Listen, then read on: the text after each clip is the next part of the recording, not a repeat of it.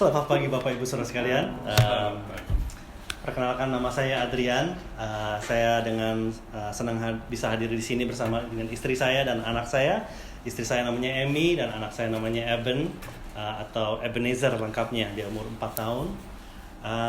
Kami biasa menyembah dan melayani di Rock City Church di Nunawading, ya, satu gereja sama Pastor Christian Pak Pahan yang biasa udah pernah berapa kali membawakan firman di sini. Dia ada titip salam buat Bapak Ibu Saudara sekalian.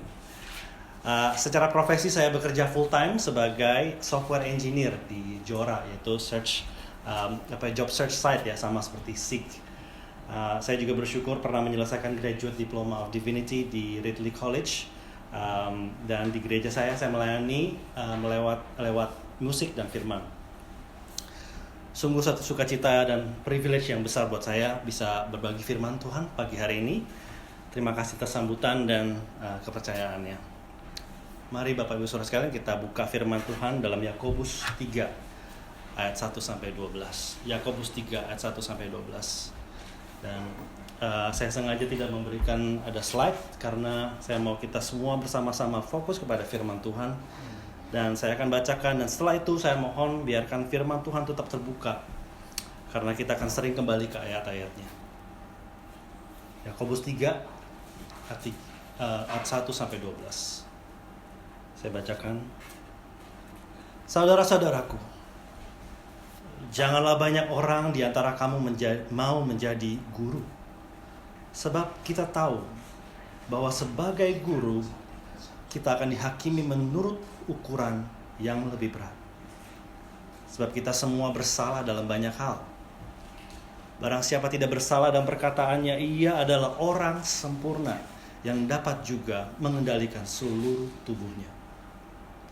Kita mengenakan kekang pada mulut kuda sehingga ia menuruti kehendak kita. Dengan jalan demikian kita dapat juga mengendalikan seluruh tubuhnya. Dan lihat saja kapal-kapal, walaupun amat besar dan digerakkan oleh angin keras, namun dapat dikendalikan oleh kemudi yang amat kecil menurut kehendak jurumudi. Demikian juga lidah. Walaupun suatu anggota kecil dari tubuh, namun dapat memegahkan perkara-perkara yang besar. Lihatlah betapapun kecilnya api, ia dapat membakar hutan yang besar. Lidah pun adalah api. Ia merupakan suatu dunia kejahatan dan mengambil tempat di antara anggota-anggota tubuh kita sebagai sesuatu yang dapat menodai seluruh tubuh dan menyalakan roda kehidupan kita, sedang ia sendiri dinyalakan oleh api neraka. Semua jenis binatang liar, burung-burung, serta binatang-binatang menjalar dan binatang-binatang laut dapat dijinakkan dan telah dijinakkan oleh sifat manusia. Tetapi tidak seorang pun yang berkuasa menjinakkan lidah. Ia adalah sesuatu yang buas, yang tak terkuasai, dan penuh racun yang mematikan. Dengan lidah kita memuji Tuhan Bapa kita, dan dengan lidah kita mengutuk manusia yang diciptakan menurut rupa Allah. Dari mulut yang satu keluar berkat dan kutuk. Hal ini saudara-saudaraku tidak boleh demikian terjadi. Adakah sumber memancarkan air tawar dan air pahit dari mata air yang sama? Saudara-saudaraku, adakah pohon ara dapat menghasilkan buah zaitun, dan adakah pokok anggur dapat menghasilkan buah ara? Demikian juga mata air asin tidak akan dapat mengeluarkan air tawar. Demikian firman Tuhan. Mari kita berdoa sekali lagi. Bapa di surga, kami sudah mendengar dan membaca firman-Mu. Sekarang kami mohon Roh Kudus bekerja di hati kami, supaya kami bukan hanya menjadi pendengar firman-Mu, tapi juga percaya dan taat dan menjadi pelaku firman-Mu, Tuhan. Biarlah Engkau yang berbicara kepada kami pagi hari ini. Di dalam nama Tuhan Yesus Kristus kami berdoa. Amin. Saudara, kita membaca dari Yakobus pasal 3 pagi hari ini. Dan surat Yakobus ini ditulis oleh Yakobus. yaitu saudara tiri Yesus sendiri yang menjadi pemimpin jemaat gereja di Yerusalem. Dan kalau kita baca Yakobus, kita akan langsung tahu bahwa gaya tulisan Yakobus itu tidak muter-muter. Dia sangat to the point. Dia tidak babi bu. Dan tema utamanya adalah pembuktian iman yang sejati. Bahwa iman yang hidup and genuine seharusnya tidak tinggal diam, tapi menghasilkan buah, yaitu good works, perbuatan baik. Bukan iman yang omdo, ya, bukan yang omong doang. Dan ternyata Yakobus menunjukkan bahwa iman yang sejati itu dibuktikan bukan hanya dalam perkara-perkara besar atau spektakuler, tetapi di dalam perkara-perkara kecil. Hal-hal keseharian, hal-hal yang kita sebenarnya anggap sepele setiap harinya. Karena pagi hari ini Yakobus mengarahkan pandangan kita, fokus kita pada salah satu hal yang paling kecil, namun paling powerful, paling berkuasa dalam hidup kita, yaitu lidah kita, perkataan kita. Dan ini membawa kita pada realita yang kita hadapi bersama, saudara-saudara. Realita yang kita hadapi adalah, saya bisa rangkum dengan satu kalimat yang menjadi judul khotbah saya, words make worlds. Words make worlds. Kata-kata menciptakan dunia-dunia. Saudara, kalau kita membuka halaman pertama Alkitab, apa yang kita dapatkan di sana? Kita akan melihat Allah menciptakan seluruh alam semesta, bukan?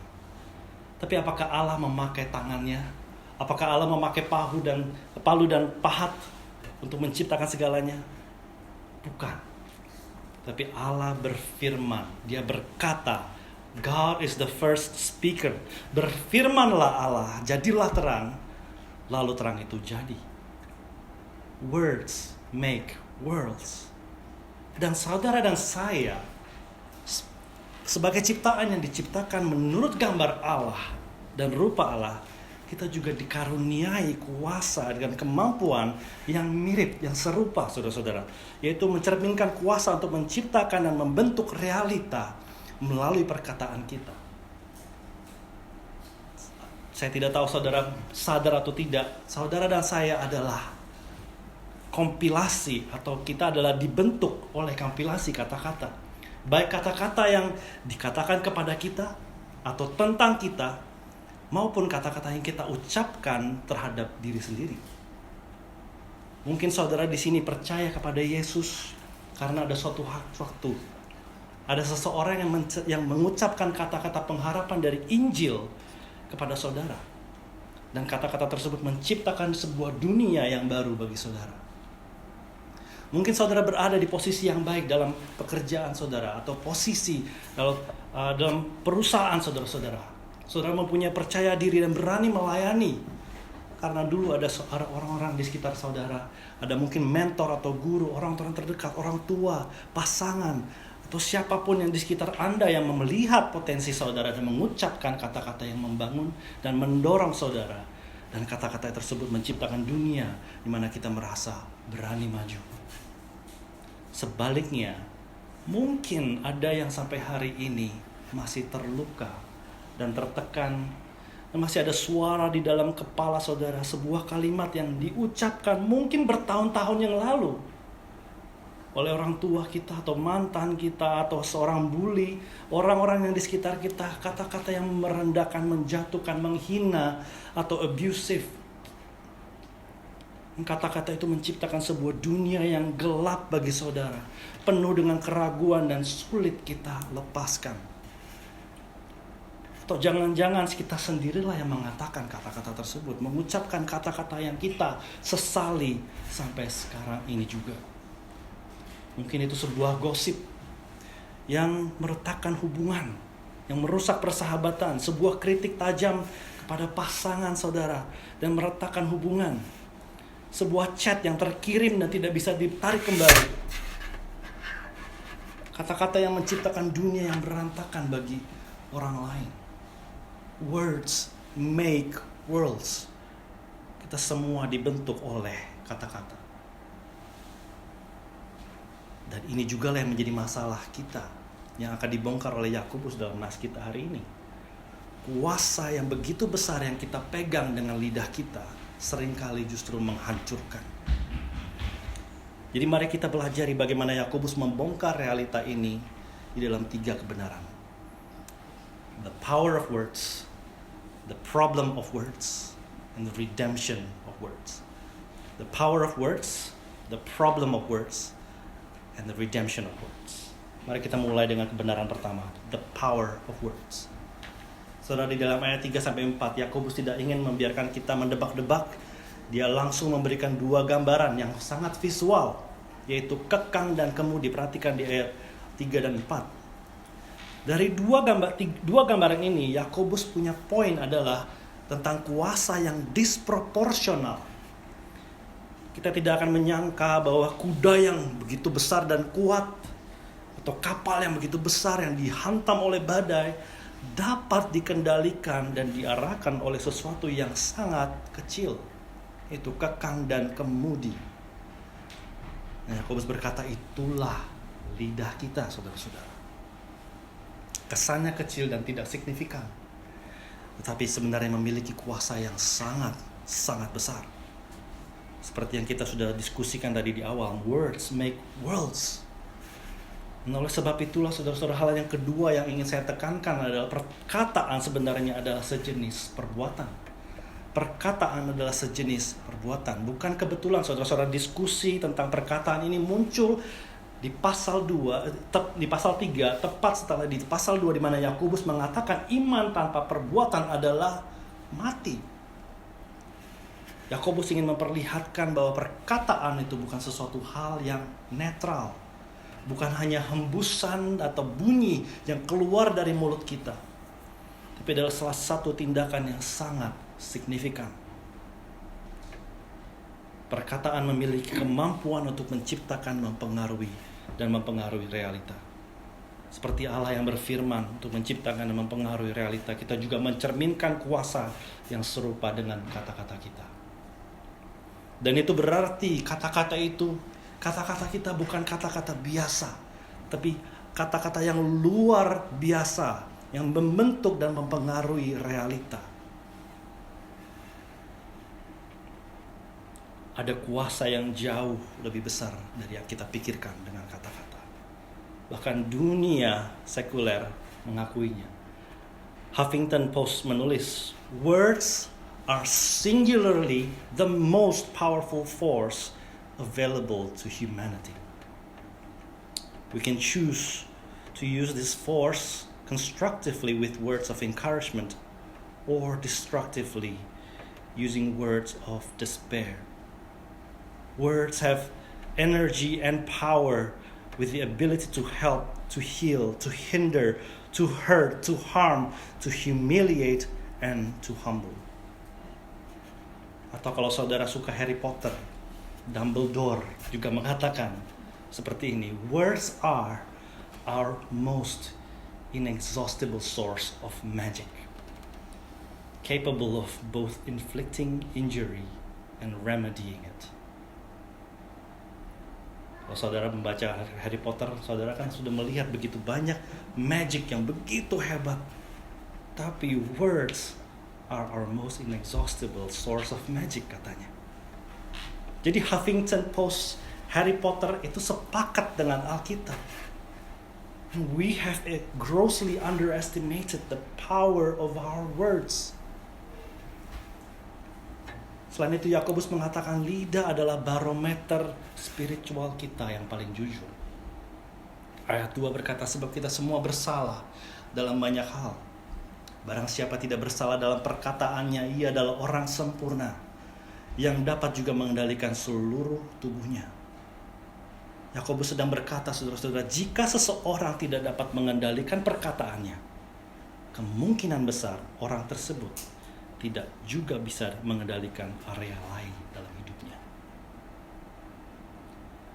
Kita tidak menyadari, saudara-saudara, bahwa pertumbuhan kekudusan, pengendalian diri, dan kedewasaan kita secara keseluruhan itu dapat dihubungkan dengan kemampuan kita untuk mengendalikan perkataan kita.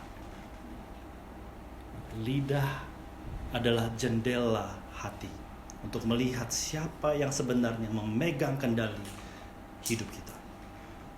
Apakah itu Roh Kudus atau our sinful nature.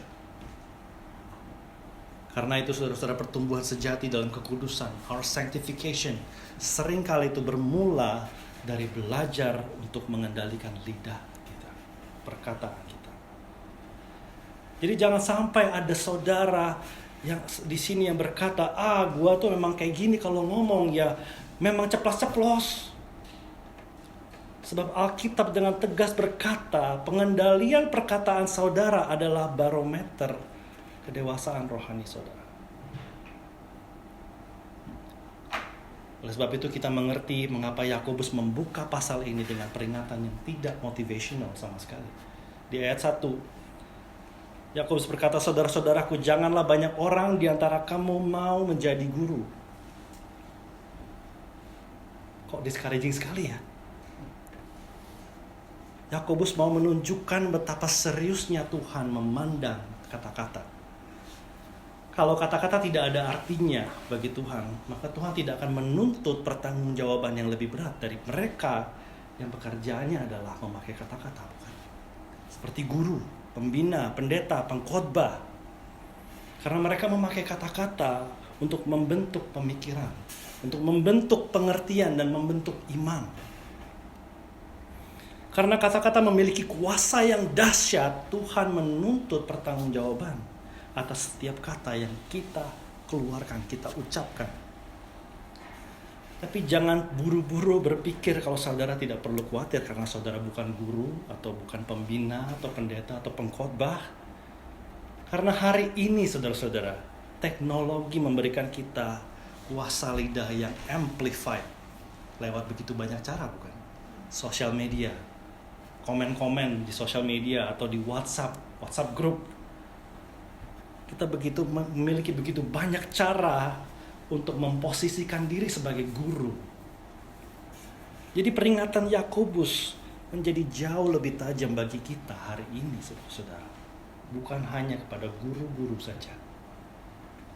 Intinya Yakobus bukan mau mendiscourage kita untuk menjadi guru dan menjadi berkat, tapi membuat kita reverent, takut akan Allah dan berhati-hati di dalam setiap perkataan kita. Sebab Yesus sendiri berkata di dalam Matius 12 ayat 36, setiap kata sia-sia yang diucapkan orang harus dipertanggungjawabkannya pada hari penghakiman.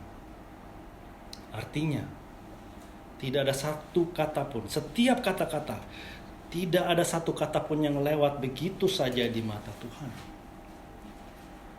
Tuhan tidak hanya memperhatikan perbuatan besar, tapi juga memperhatikan sesuatu yang terlihat kecil, lidah kita. Jadi saudara-saudara, ketika kita menyadari bahwa lidah memiliki kuasa yang luar biasa tersebut, maka kita harus ingat pepatah, with great power comes great responsibility. Jadi pertanyaannya saudara-saudara, apa yang terjadi ketika kuasa yang begitu besar yang harus kita pertanggungjawabkan ini, apa yang terjadi kalau itu semuanya lepas kendali? Dan mari kita masuk ke dalam kebenaran yang kedua, the problem of words, masalah perkataan kita. Saat ini kita sudah melihat gambaran kekang dan kemudi, alat kecil yang mengendalikan sesuatu yang jauh lebih besar dan kuat. Tapi sekarang Yakobus beralih ke gambaran yang lain, yang seharusnya membuat kita ngeri, saudara-saudara. Api. Coba perhatikan ayat 5 terakhir, bagian terakhir sampai 6. Yakobus berkata, lihatlah betapapun kecilnya api dapat membakar hutan yang besar. Lidah pun adalah api. Ia merupakan suatu dunia kejahatan dan mengambil tempat di antara anggota-anggota tubuh kita sebagai sesuatu yang dapat menodai seluruh tubuh dan menyalakan roda kehidupan kita. Sedang ia sendiri dinyalakan oleh api neraka. Saudara, kita tahu kalau api secara teknis bisa kita kendalikan di kompor atau di perapian, fireplace. Tapi yang dimaksudkan Yakobus di sini adalah api yang lepas kendali. Saudara, kita sebentar lagi summer dan kita yang tinggal di Australia itu tidak asing lagi dengan apa yang namanya bushfire. Bushfire. Seringkali saudara-saudara, bencana bushfire yang besar itu bukan dimulai oleh api yang besar. tapi mulai dari percikan api yang kecil. Seperti puntung rokok yang belum padam misalnya. Sekali percikan itu jatuh di tempat yang kering dan gersang, ia sangat cepat menjadi liar, menjalar sendiri dan menghanguskan apa saja. Dan buas tidak bisa dipadamkan. Begitu juga dengan kata-kata kita. Kita barusan melihat contohnya di Indonesia kan. Di tengah-tengah penderitaan rakyat, ada kata-kata pejabat pemerintah yang menghina dan merendahkan rakyat.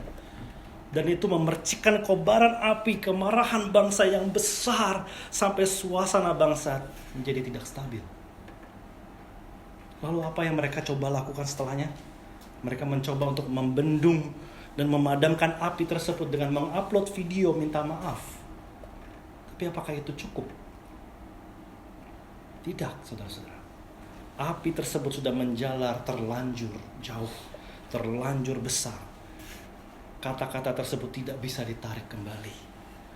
Membakar hati dan menimbulkan luka yang dalam. Tapi saudara, kita tidak perlu menunjuk terlalu jauh ke sana. Karena api yang sama juga bisa kita mulai dan kita percikan di dalam rumah tangga sendiri. Di dalam pernikahan terhadap suami atau istri saudara, terhadap anak kita, terhadap orang tua, saudara, sahabat, atau orang-orang terdekat kita. Mungkin kita tidak mengucapkan seperti pejabat tersebut, tolol sedunia.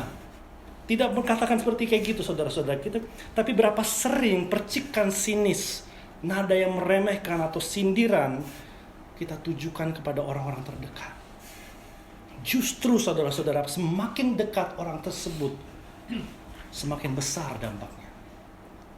Karena kepada orang yang terdekatlah biasanya kita membuka diri, bukan? Kepada orang yang terdekatlah kita mempercayakan diri kita. Sehingga kata-kata yang diberikan kepada kita itu mempunyai dampak yang lebih besar daripada kita mengatakannya kepada orang lain yang kita tidak kenal. Perhatikan saudara pemilihan kata saudara. Saya berikan contoh yang kecil. Misalnya kata-kata selalu, atau gak pernah, atau tiap kali. Kenapa sih kamu tuh selalu telat misalnya?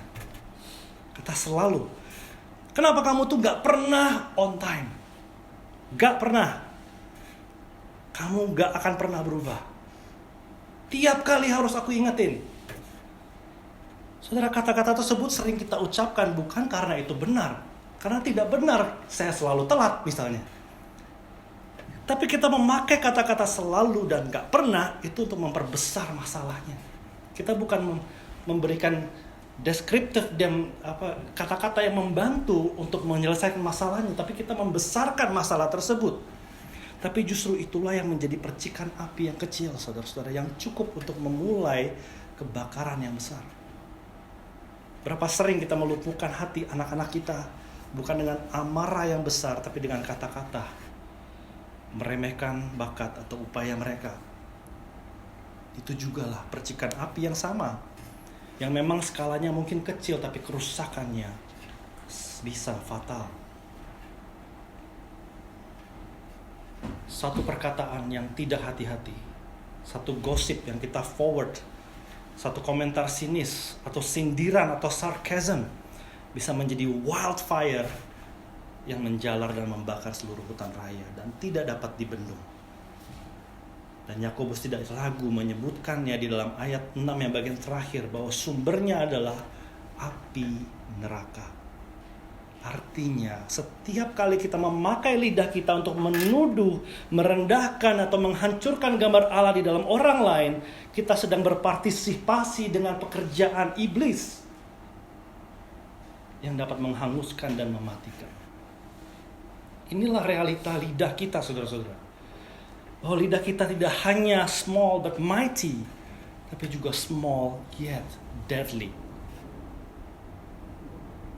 Yakobus kemudian melanjutkan dengan perbandingan yang luar biasa dalam ayat 7-8. Semua jenis binatang liar, burung-burung, serta binatang-binatang menjalar dan binatang-binatang laut dapat dijinakan dan telah dijinakan oleh sifat manusia. Tapi tidak seorang pun yang berkuasa menjinakkan lidah, ia adalah sesuatu yang buas. yang tak terkuasai dan penuh racun yang mematikan. Kita bahkan sudah mencoba segalanya, saudara-saudara. Kita sudah mencoba untuk menahan diri untuk tidak berkomentar. Kita sudah mencoba untuk menahan diri supaya tidak kita memberikan sindiran. Tapi amarah itu tetap bocor keluar dalam nada yang dingin. Raut wajah yang sinis, side eye, rolling eye gitu ya. Sindiran. Itu saya paling sering, sindiran. Atau sikap-sikap pasif agresif. Kita coba memendamnya, tetapi cepat atau lambat itu kita akan meledak, saudara-saudara. Inilah tragedi kita. Kita memiliki kuasa yang luar biasa, tapi kita tidak bisa mengendalikannya. Itu liar dan tidak terkendali, dan penuh racun yang mematikan. Dan buktinya, saudara-saudara, bahwa lidah tidak bisa dijinakkan, itu terlihat di ayat-ayat selanjutnya, di ayat 9-10. Karena bukan hanya liar, tapi juga tidak konsisten. Dengan lidah kita memuji Tuhan Bapa kita, dan dengan lidah kita mengutuk manusia yang diciptakan menurut rupa Allah. Dari mulut yang satu keluar berkat dan kutuk. Hal ini, saudara-saudara, tidak boleh demikian terjadi.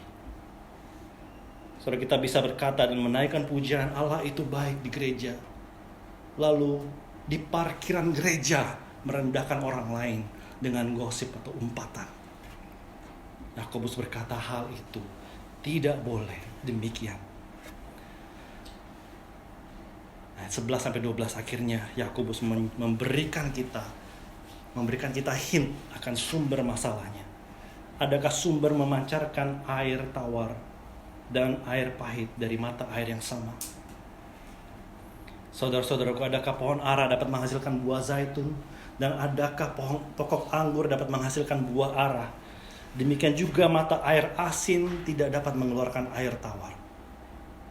Saudara, ketidakkonsistenan lidah kita itu menyatakan bahwa masalahnya itu lebih dalam. Sebuah pohon hanya akan menghasilkan buah sesuai dengan nature-nya. Ya. Mata air yang mengeluarkan air tawar dan air asin, kita tahu karena itu sumbernya yang bermasalah. Dan sumbernya, saudara-saudara, dari mulut kita adalah hati kita. Hati kita yang terbagi. We have a divided heart. Makanya saudara, tidak akan cukup kita mencoba untuk berdiam, menahan diri, berusaha untuk menjinakkan lidah, karena masalahnya itu bukan di lidah kita. Harusnya yang kita benarkan adalah sumbernya, yaitu hati kita yang busuk dan bobrok, yang dua hati. Lidah hanyalah cerminan dari hati kita. Dan cerminan itu menunjukkan bahwa kita sedang melayani dua Tuhan di dalam hati kita. Jadi masalah kita bukanlah sekedar masalah sopan santun, tapi masalah penyembahan di dalam hati kita. Di saat yang bersamaan kita memuji Tuhan, tapi kita juga di dalam hati kita menyimpan dan menyembah berhala. Kita menyembah a functional God di dalam hati kita. Kenapa kita mengeluarkan perkataan penuh amarah atau penuh dengan sindiran yang tajam? Karena ada berhala di dalam hati kita yang sedang terancam. Apakah itu comfort atau control atau self-worth? Kalau itu terancam, makanya kita memakai senjata kata-kata kita untuk mengambil alih kendali. Kita menuntut orang lain untuk selalu menghargai kita dan memuaskan kita. Ada berhala yang terjadi dalam hati kita. Kenapa kita menyebarkan gosip? Apalagi kadang-kadang kita sebagai orang Kristen suka, gampang sekali ya, pintar sekali untuk mempaketkan gosip dalam bentuk rohani. Ya, mengajak orang lain untuk itu kita doakan yuk. Tapi sebenarnya saudara bukan betul-betul peduli kalau ada saudara yang sedang jatuh di dalam dosa. Saudara mempaketkannya dalam bentuk seperti kita mau ajak orang mendoakan. Tapi sebenarnya dalam hati saudara-saudara benar-benar bukan betul-betul peduli. Tapi saudara malah senang ada orang lain yang jatuh. Karena itu membuat saudara merasa lebih baik. Saudara sedang menyembah self-righteousness dan citra rohani. Kita melakukan gosip karena gosip hanyalah cara untuk membangun altar bagi diri sendiri di atas puing-puing kegagalan orang lain. Yesus berkata dalam Matius 12 ayat 34, karena yang diucapkan mulut meluap dari hati. Perkataan kita berasal dari luapan isi hati kita yang sebenarnya. Jadi Yakobus seperti seorang dokter. Biasa kalau kita ke dokter kan, salah satunya kadang-kadang kita disuruhkan, julurkan lidahmu karena akan diperiksa. Yakobus sedang berkata kepada kita, julurkan lidahmu. Dan firman Allah memeriksa lidah saudara dan saya dan memberikan vonis yang fatal. Lidah kita ini buas, penuh racun dan api neraka. Lidah ini kita tidak konsisten menunjukkan hati yang terbagi. Kita dua muka, saudara-saudara. Kita hypocrite, munafik. Kita mendua hati. Kita punya masalah penyembahan dalam hati kita. Dan kita harus bertanggung jawab penuh kepada Allah yang kudus, yang memperhatikan setiap kata-kata yang kita keluarkan. Dan di atas, kita juga mempertanggungjawabkan atas semua kehancuran yang disebabkan perkataan kita. Tidak akan ada self-help, meditasi atau resolusi yang cukup untuk mengubah lidah kita, karena masalahnya ada di dalam hati kita. Inilah yang membawa kita kepada ratapan Nabi Yesaya di Yesaya 6. Ketika ia melihat kemuliaan dan kekudusan Allah, ia menjerit, celakalah aku, binasalah aku, karena aku ini orang yang najis bibir, dan aku tinggal di tengah-tengah bangsa yang najis bibir. Namun mataku telah melihat Sang Raja, yakni Tuhan semesta alam. Kita berdiri di bawah penghakiman Allah dengan mulut yang buas, dan kita tidak mampu mengubahnya karena masalahnya adalah hati kita. Jadi dari manakah pertolongan kita, saudara-saudara? Adakah yang mampu menebus dan mengubah hati dan perkataan kita? Redemption of words. Di tengah keputusasaan inilah Injil Yesus Kristus bersinar terang, saudara-saudara. Kita masuk ke dalam poin ketiga, the redemption of words. Angkatlah matamu kepada Dia yang adalah Sang Firman yang menjadi manusia. He is the perfect word of God became flesh. Dialah satu-satunya pribadi yang selama hidupnya lidahnya sempurna, perkataannya tidak ada dosa. Dia tidak pernah mengucapkan kata-kata yang sia-sia. Dia tidak pernah bergosip, menyindir atau menghina. Perkataan Yesus selalu memulihkan, menyembuhkan, menghibur, mengampuni, dan mengasihi. Ada bagian dalam cerita di dalam Yohanes 7, saudara-saudara, di mana para imam kepala dan orang Farisi sudah geram sekali sama Yesus dan menyuruh para penjaga untuk menangkap Yesus. Tapi yang terjadi adalah para petugas dan penjaga tersebut gagal untuk kembali bersama dengan Yesus. Dan mereka murka dan bertanya, kenapa kamu kembali tanpa Yesus? Kan harusnya tangkap dia. Yohanes 7:46 berkata, jawab penjaga itu, belum pernah seorang manusia berkata seperti orang ini. No one ever spoke like this man. He is the perfect word of God. Dialah firman yang sempurna, saudara-saudara. Namun, dia menjadi korban dari dosa kita. Dia menjadi korban dosa dari perkataan kita. Ada satu himne, lagu himne, Were you there when they crucified my Lord?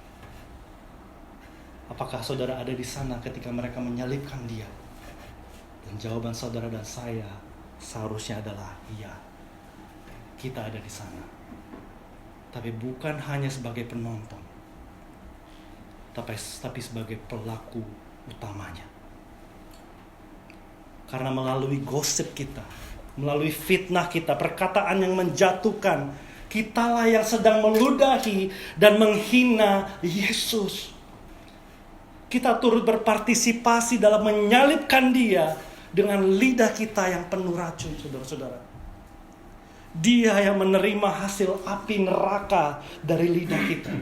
Dia difitnah, ia dihujat, dia dihina, dia diejek, ia dianggap remeh, dikecilkan, ditolak, saudara-saudara. Lalu apa respon Yesus? Yesaya 53 ayat 7 berkata, Dia dianiaya, tetapi Dia membiarkan diri ditindas dan tidak membuka mulutnya. Seperti anak domba yang dibawa ke pembantaian. Seperti induk domba yang keluh di depan orang-orang yang menggunting bulunya. Ia tidak membuka mulutnya. Bahkan ketika Dia di atas kayu salib, benar-benar dihimpit dan diperas di tengah kesakitan mengerikan, apa kata-kata yang keluar dari mulutnya? Bukan kutukan, bukan maki-makian, tetapi katanya, Ya Bapa, ampunilah mereka, sebab mereka tidak tahu apa yang mereka perbuat. Ia rela dibakar hangus oleh api neraka lidah kita, supaya dari dalam dirinya mengalir air hidup yang membawa pengampunan dan pemulihan. Kristus menanggung api neraka kita, supaya kita bisa menerima api yang baru, yaitu api dari surga, api surgawi. Inilah yang terjadi pada hari Pentakosta dalam Kisah Para Rasul pasal 2. Api yang datang untuk membakar berhala di dalam hati kita. Api yang datang untuk memberikan kita hati yang baru dan menyucikan lidah kita. Sedikit demi sedikit, saudara-saudara, perlahan tapi pasti, lidah yang disentuh oleh api surgawi tersebut akan menghasilkan buah yang sesuai dengan nature kita yang baru. Tidak akan ada lagi perkataan yang menjatuhkan, tetapi menjadi perkataan yang membangun. Tidak lagi melukai, tapi menyembuhkan. Tidak lagi memecah belah, tetapi mempersatukan.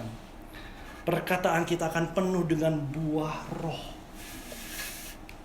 yaitu kasih, sukacita, damai sejahtera, kesabaran, kemurahan, kebaikan, kesetiaan, kelemah lembutan, dan penguasaan diri. Dan saudara tahu bagaimana perubahan ini bisa terjadi? Sama seperti waktu kita masih bayi, masih kecil, saudara-saudara. Kita belajar berbicara karena seseorang terlebih dahulu berbicara kepada kita. Begitu juga saudara dengan secara rohani. Lidah kita disembuhkan karena Allah terlebih dahulu berbicara kepada kita melalui firman Tuhan.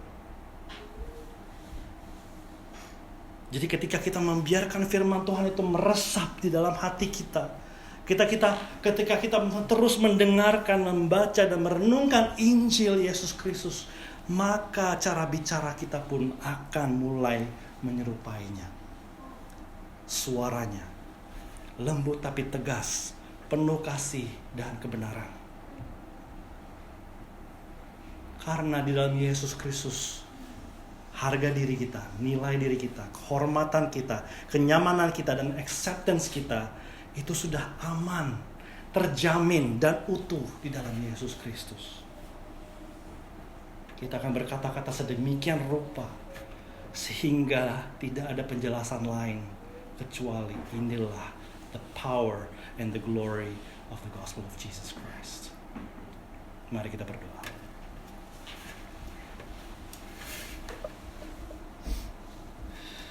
Bapa, kami datang kepadamu dengan hati yang hancur. Kami mengakui bahwa kami sering kali memakai lidah kami untuk menjatuhkan, menyakiti, menghina sesama kami yang Engkau ciptakan menurut gambar dan rupa-Mu, Tuhan. Ampuni kami, Tuhan, atas hati kami yang terbagi. Dan terima kasih Yesus, karena Engkau telah menanggung api neraka kami di kayu salib. Kiranya Roh Kudus-Mu yang menyalakan api yang baru di dalam kami, api yang menguduskan, yang mengubah setiap perkataan menjadi alat kasih dan kehidupan. Ajarlah kami berbicara dengan perkataan yang membangun dan mencerminkan buah Roh-Mu. Sampai hari itu tiba, ketika setiap lutut bertelur dan segala lidah mengaku Yesus Kristus adalah Tuhan, bagi kemuliaan Allah Bapa. Dalam nama Tuhan Yesus kami berdoa.